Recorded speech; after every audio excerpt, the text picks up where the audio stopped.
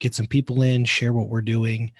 And what that does is stimulates questions. You could put kind of like be a fly on the wall, put yourself in our shoes, get some mental reps and say, hey, what does that mean for me? And then right below, there's a little Q&A box.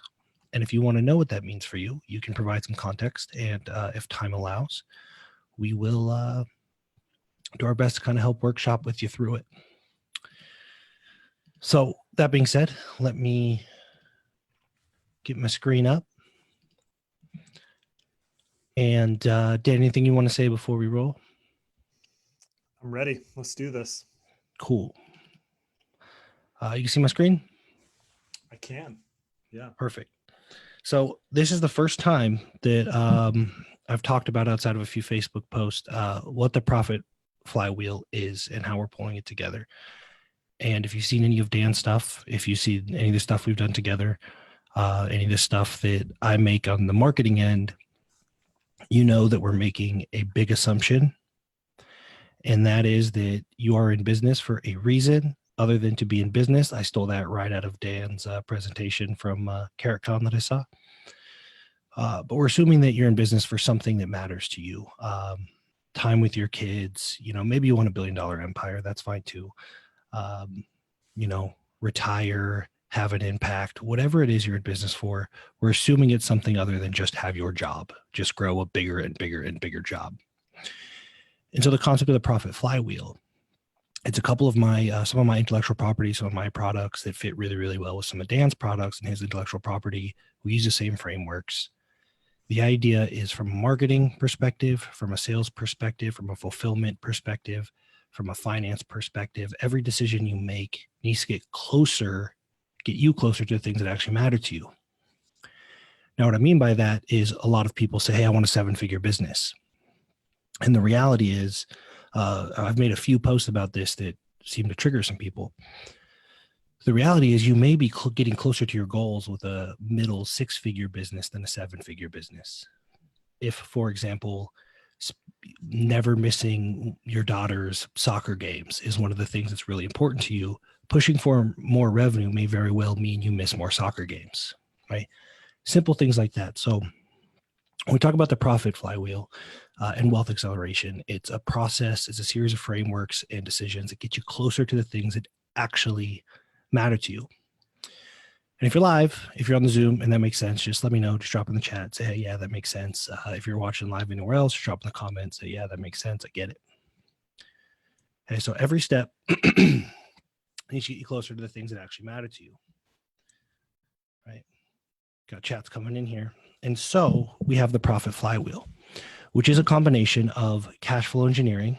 That's Dan's process for making a business as profitable as possible. Oftentimes, I know with the equity deals he does, he can double a company's profit almost overnight in a matter of hours by removing the zeros, which is nice. So it's one, cash flow engineering, customers for life. That's the way that I market, the way that I sell, the way that we raise the floor by retaining, having raving fans, getting a lot of referrals, stuff that's a little more robust than some of the marketing and sales tactics out there. Revenue multiplication. So if you take your business, re-engineer the cash flow, get it as profitable as possible, install the customers for life framework so that that particular revenue stream is growing consistently.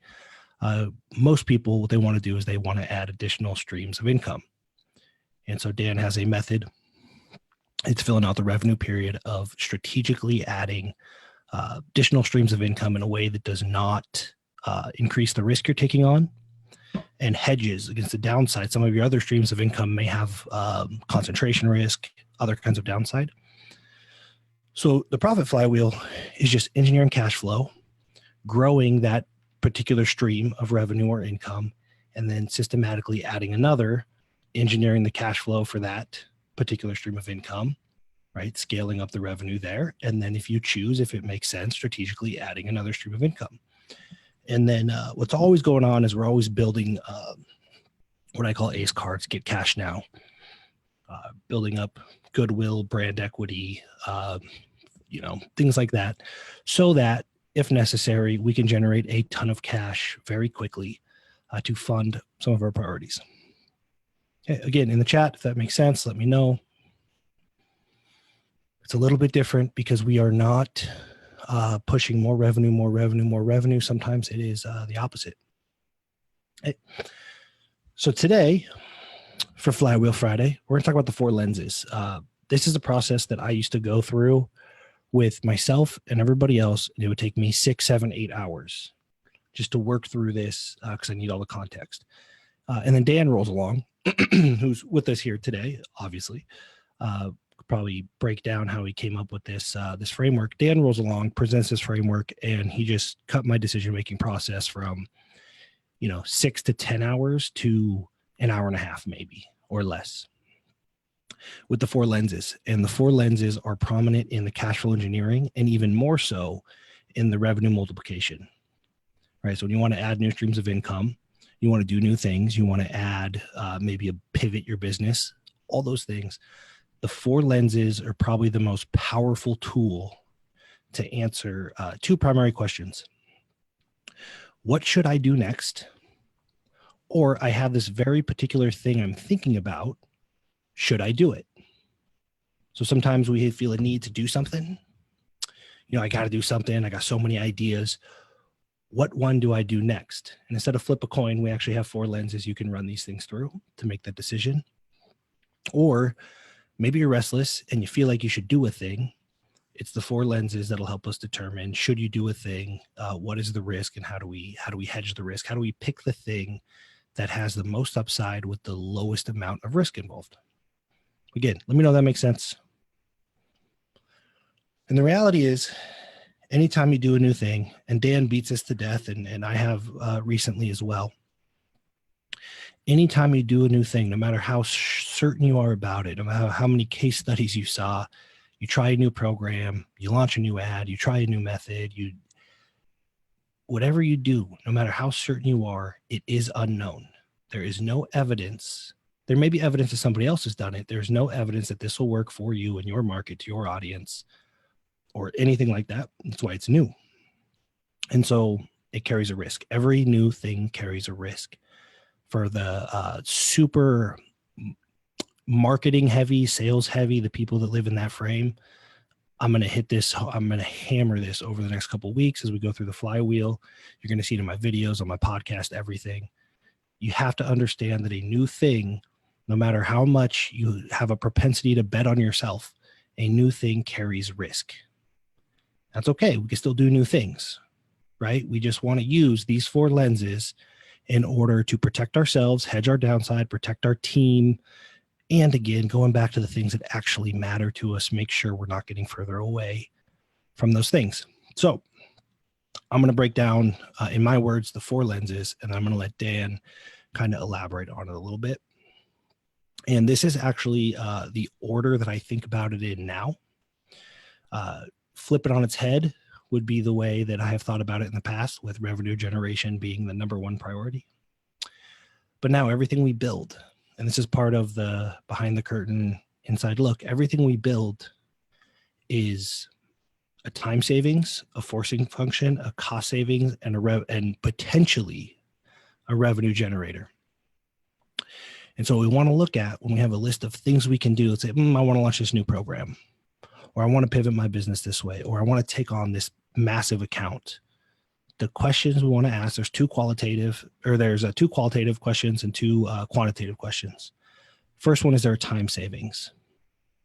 Is there time savings? For example, when I first launched the R3 Masterclass, it's because I was tired of answering the same questions 5, 6, 7 times a week. So if I just lay it out one time to the best of my ability, I will save myself a ton of time in the future. It was also a forcing function because, again, I had to keep explaining to my team how to do it because it was not codified. There were no operating procedures. There were no checklists. So in launching the R3 Masterclass, I got a time savings. I got a forcing function. This is important because even if I could not sell it, it is still a win, right? So this is what we're trying to rig the game so that even if we don't get the outcome that we hope, we're still winning. There may be a cost savings. but primarily in terms of time, in time. And it was a revenue generator. We put it out there and we did about 48, 50 grand. And so it checks 3 boxes. I was pretty sure it'd be a revenue generator. And the important thing is that even if I only sold 2 of them, I had really high hopes. I thought I would sell maybe 30 grand, ended up selling 40 or 50, which is great. Even had I only sold 2, it would have been enough to sit down, build the thing. So I got the time savings as a forcing function, maybe a cost saving somewhere down the line. And it did happen to be a revenue generator. So hopefully that makes sense. Drop in the comments again. I know Dan has rules. My rules are, I think, the same. I pretty much adopted them from him in that I will not do anything unless it checks 3 of these 4 boxes. And if there are multiple things that check all 4 boxes, we rank order them by magnitude. What's the most important thing and how big of an impact it's going to have. So that's a quick overview of the 4 lenses. Dan, if you want to take over and kind of break down how you're able to take this process and distill it down into these 4 things. Yeah, I guess, is it okay if I get a little bit philosophical in responding to that? Please do. Because it starts from a few different places, and this is a little bit of like a circular reference to a degree.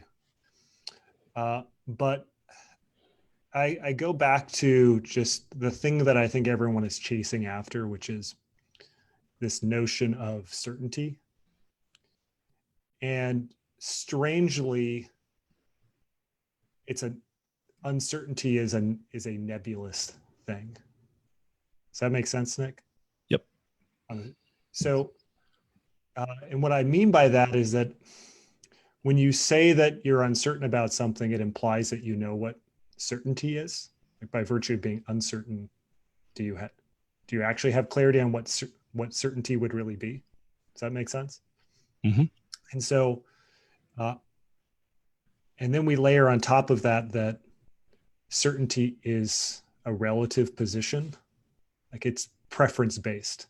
So you could be certain about an outcome, and I could look at it and have a wildly different viewpoint on it, and I could view it as uncertain. So, and even if we had the same upbringings and same socioeconomic situation and went to the same college, and like for all intents and purposes, everything seems the same. Maybe we're twins, like we couldn't be more similar, right? But yet at the same point, one of us views it as certain and the other person views it as uncertain. And so that creates a tremendous amount of risk if this whole nebulous thing that we're all chasing after cannot be well defined. Does that make sense? Like I said, I asked you if I could get philosophic. And I just spent like the last 2 hours writing about this whole notion of certainty and how we're chasing after a thing that oftentimes we actually have not spent the time to define, and getting very, very clear on what does actual certainty look like to us. And the challenge is that our default reaction to uncertainty is just more. Like the antidote is, let me just have more of a thing. Like, I'm unhappy, so I need more money, more time, more stuff. My business is chaotic, so I need more revenue, more staff, more assets. Like we default to more as the solution. But strangely or paradoxically, that actually is creating more uncertainty. So, using the analogy that oftentimes if we change our destination in Google Maps, it can recalculate pretty quickly because the variables are fixed. But if you added in all these new unknown variables to Google Maps, like it couldn't calculate the amount of time it would be unknown, because we didn't just change the variables, we changed the calculation too, right? And so that's what we, long story long, I'll pull up from like the philosophical meanderings to go, this is what we're doing in business, is that we have all this anxiety because we have uncertainty, but we haven't defined what certainty actually looks like. And then on top of that, our solution usually is just to say, well, more, I need more of something. And the more then creates more uncertainty. It actually got us further away. And I found myself in this infinity loop where this month is 10 years in my CPA firm. So 10 years I've been a full-time entrepreneur. There's other stuff that I do, but that was the first thing that kind of got me full-time into it.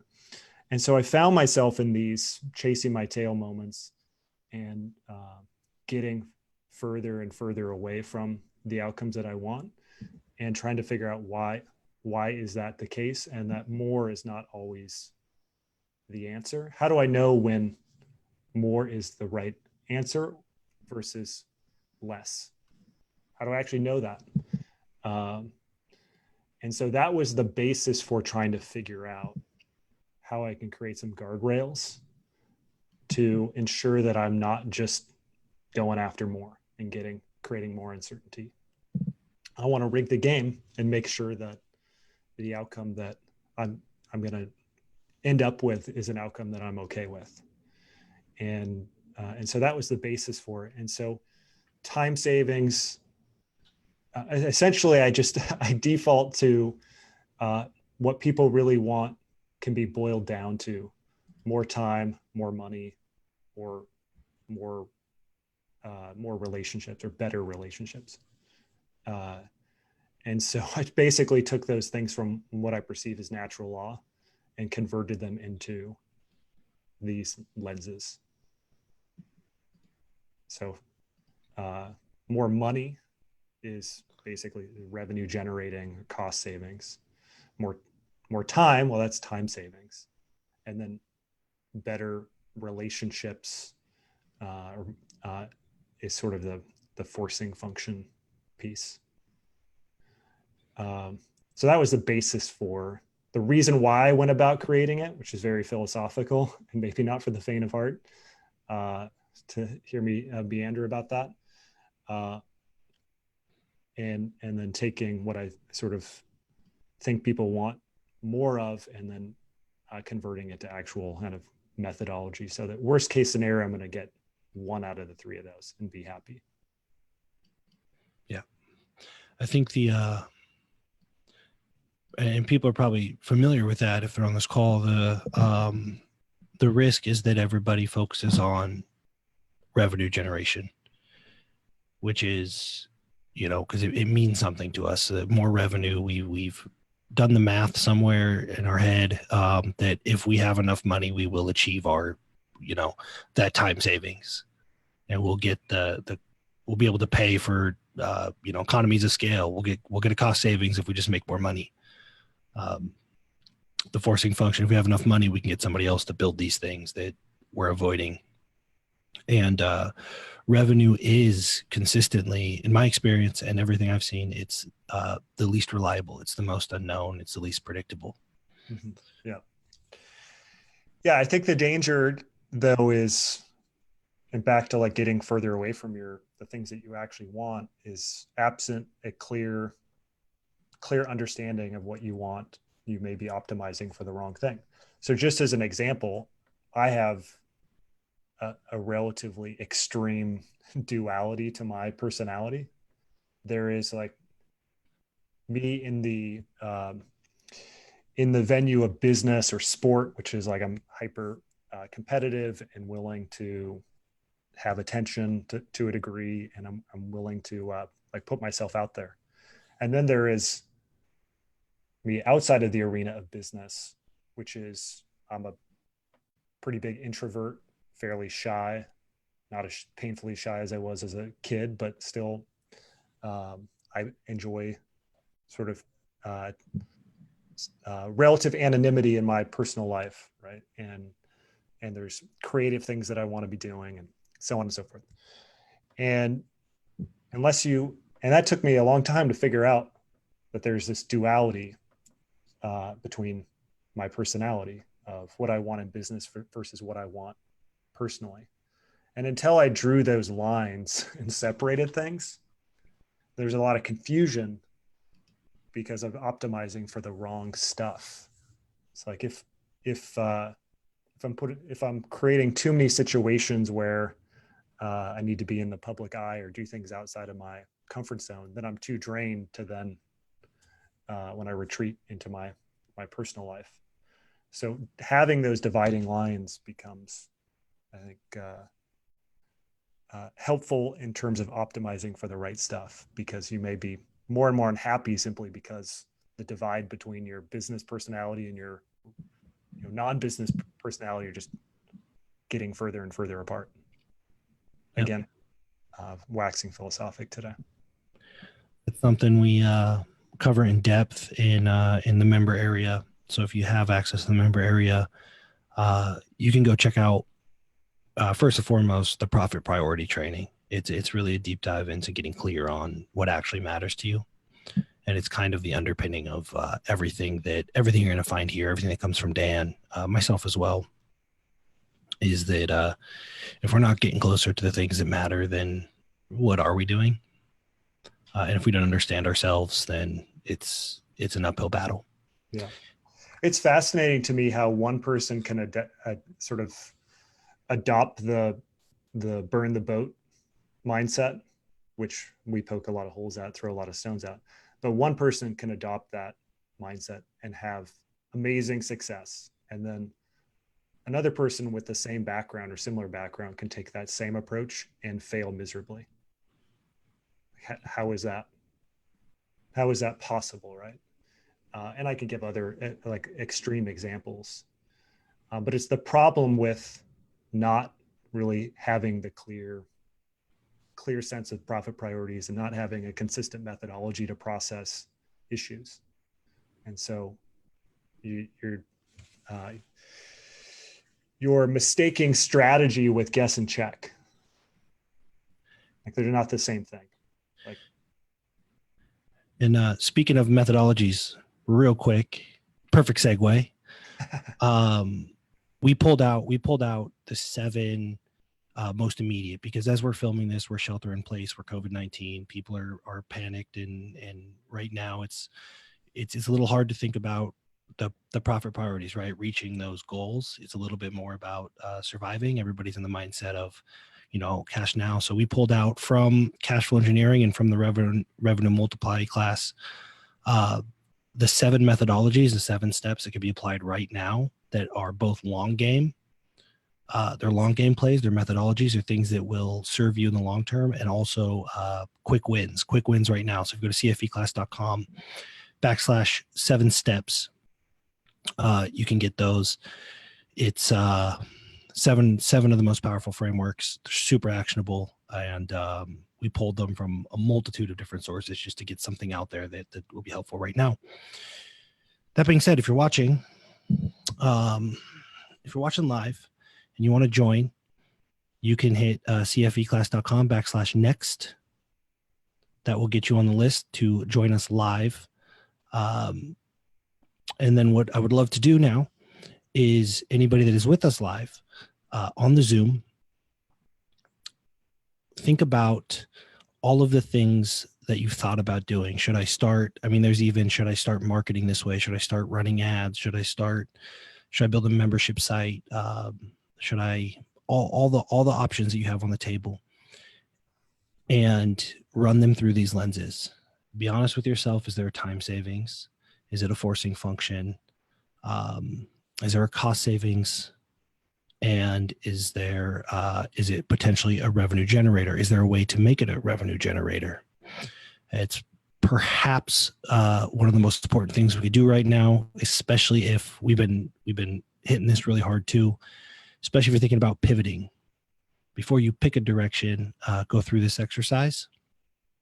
And if you have any questions, what we can do right now is open up the chat or the Q&A in the Zoom and give you guys time to ask questions. If you need clarification on anything, Dan, anything else that you want to add before we open up for questions?